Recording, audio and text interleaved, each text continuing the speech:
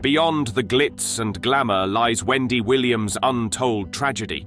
I have to be happy on the TV every morning live from New York. A story that unfolds in the shadows of her public persona. Hello. So who is Wendy right now?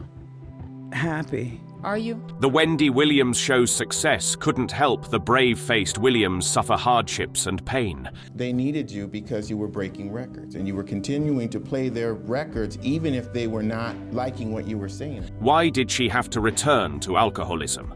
Is it her disease, or is there much more? You caught up in the struggle of addiction. For some time now, I have been living in a sober house. Wendy Joan Williams was born on July 18, 1964, in the house of Shirley and Thomas Dwayne Williams in Asbury Park, New Jersey.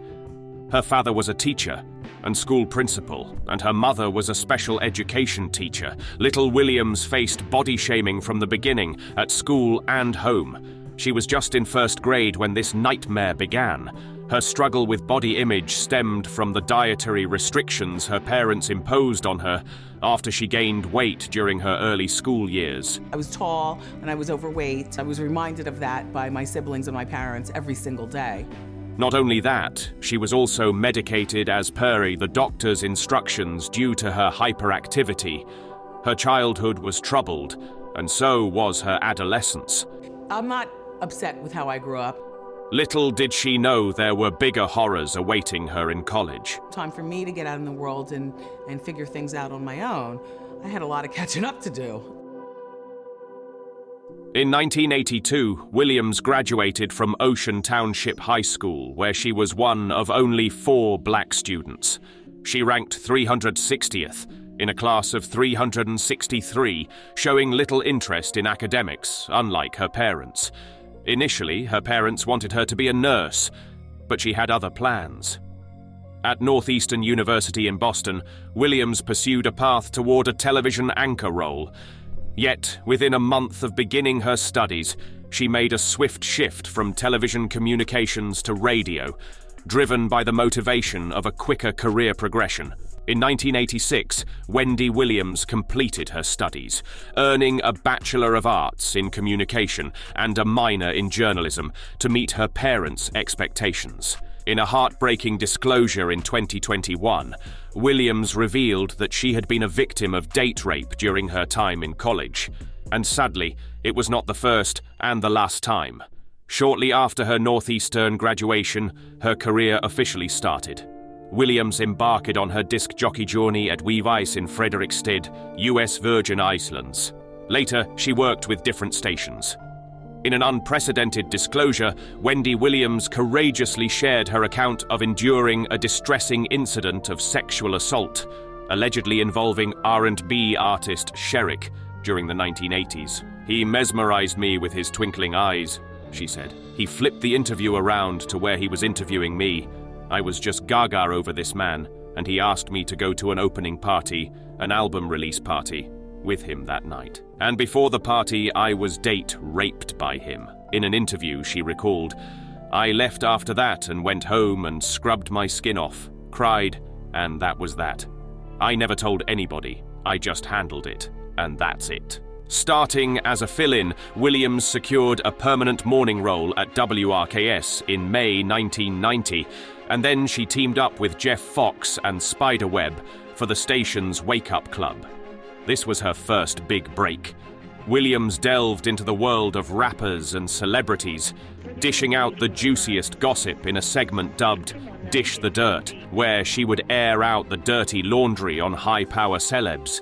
Owing to the stories she told, celebs like Bill Cosby and Russell Simmons dialed into the station, demanding Williams's dismissal to no avail. Her rise in popularity led to a shift to hosting WARK's Evening Drive Time in April 1991. By 1993, she dominated the New York City market as the top-rated host in her slot, earning the Billboard Radio Award for R&B Major Market Radio Air Personality of the Year. Williams entered into her first marriage with Bert Girigori during this period. Regrettably, their union crumbled within a mere 5 months, culminating in a divorce roughly 18 months thereafter. But divorce was not the only problem at that time. She was addicted to cocaine and defined herself as a functioning addict. She remained addicted for 10 long years. Between 1994 and 2001, she held positions at WQHT and WUSL, while also establishing her own website. However, this period had its challenges, as her gossiping ways faced constant scrutiny and skepticism. She even got fired from the former station. Despite the controversies surrounding her, she played a pivotal role in elevating the WUSL's ratings from 14th place to a remarkable 2nd place. In 1994, Williams crossed paths with Kevin Hunter, whom she wed on November 30th, 1999. Hunter took on the role of not just a spouse, but also her agent. When the couple decided to initiate their family, life took an even harder turn. She suffered several miscarriages, including 2 at 5 months. Williams called it to be highly painful when they ask you whether you prefer a funeral or cremation.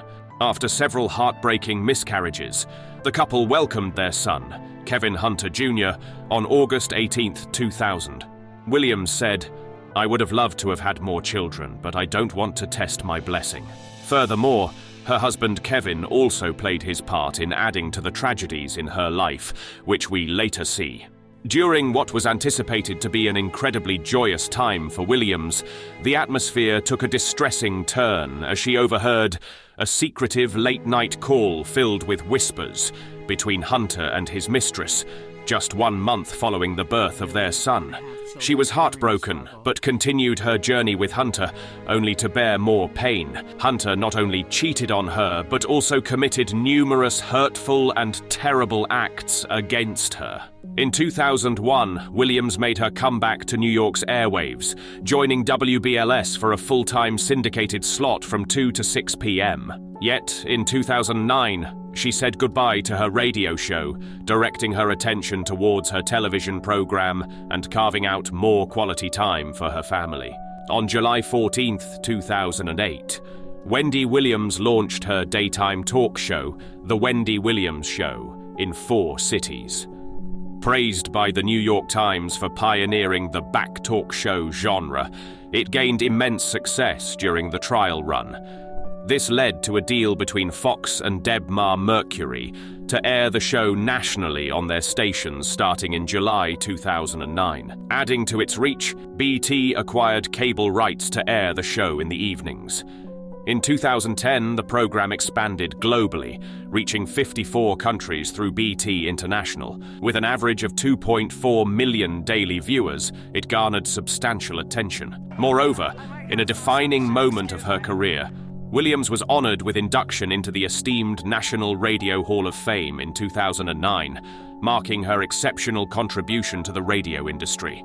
However, she was unaware of the awaiting devils ahead in the limelight. From 2010 to 2017, her presence continued to shine on various shows as a host and guest host, including The A-List New York. To commemorate her 50th birthday in 2014, Asbury Park paid a one-of-a-kind tribute by renaming the very street where Wendy Williams spent her initial years to Wendy Williams Way. As her career demanded her full attention, her son, fresh out of high school, turned her life upside down. He began experimenting with K2, a synthetic drug that is intended to mimic THC, which is the psychoactive ingredient in marijuana. The drug was impacting his personality, and she was horrified. It was a trying time for the family. They won the fight at the end, but suffered along the way. In 2017, her life took another turn she never thought of. In October, audiences were taken aback as Williams staggered, her gaze rolling back, collapsing on stage during her show's yearly Halloween event. Emergency medical technicians rushed in, administering electrolytes to regulate her blood pressure.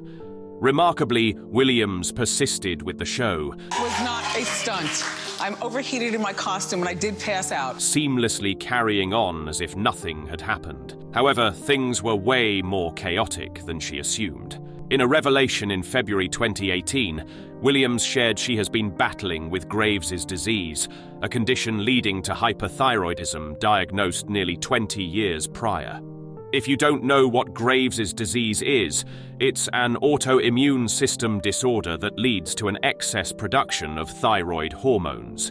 The condition occasionally manifests in her eyes, creating a noticeable pressure and altering their appearance alongside many other adverse symptoms.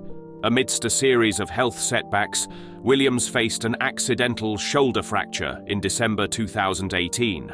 Back in action after her shoulder injury, Wendy Williams resumed her daytime talk show, hosting an interview with the hip-hop group The Lox on Deck 2018. However, keen observers sensed a noticeable shift in Williams' demeanor, a departure from her usual vibrant self. She stumbled over her words, and there were long pauses when she spoke. Subsequently, she took to her Instagram to apologize, attributing her demeanor to pain management medications. Despite vowing to be a better Wendy in 2019, her resolution didn't quite materialize. The new year kicked off with a rotation of guest hosts, and Williams was notably absent from the scene. By March 2019, she opened up about residing in a sober house for a while, grappling with both vertigo and a newly diagnosed condition, lymphedema, which led to swelling in her ankles. These health challenges prompted multiple breaks from hosting her show, with 3 weeks off in 2018 and an extended hiatus of 6 weeks in 2019. Williams, coping with the effects of hyperthyroidism, opted for wigs due to the noticeable thinning of her hair. She was also bullied over it. Health issues were only one of her many problems during that time. In a shocking revelation in March 2019, rumors swirled as Page Six broke the story, alleging that Kevin Hunter's purported mistress, massage therapist Sharina Hudson, had welcomed a child. It was the final nail in the coffin.